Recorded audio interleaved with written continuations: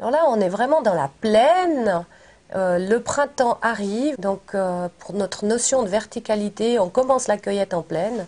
Alors le tussilage, qui n'apporte rien, dès qu'il n'y a pas de neige, il sort. D'abord les fleurs, ensuite les feuilles.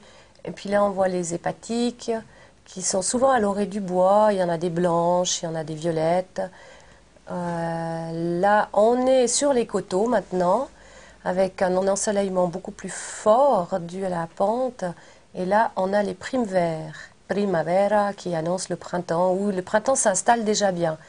Avec la pulsatile, toujours sur les coteaux rocheux, elle aime bien les endroits arides, secs, où le soleil arrive assez vite.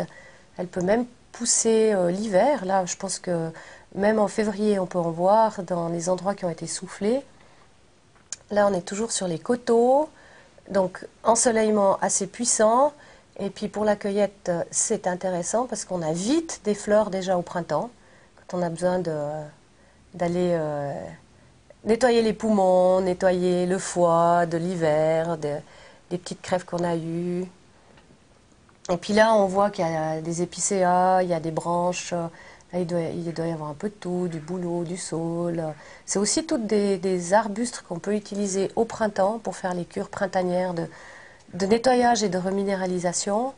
Et puis là, la fameuse Adonis, qui fait venir des gens de toute la Suisse pour venir l'admirer, c'est une beauté, mais qui n'est pas utilisée non plus médicalement.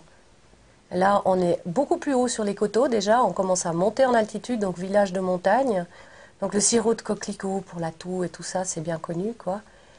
Et le fameux lys martagan, qui à l'époque n'était pas protégé. Il a été très très cueilli parce qu'il est magnifique pour les bouquets. Et puis il y a eu une interdiction de cueillette. Et c'est vrai que moi, depuis quelques années, j'ai l'impression qu'il y en a beaucoup plus.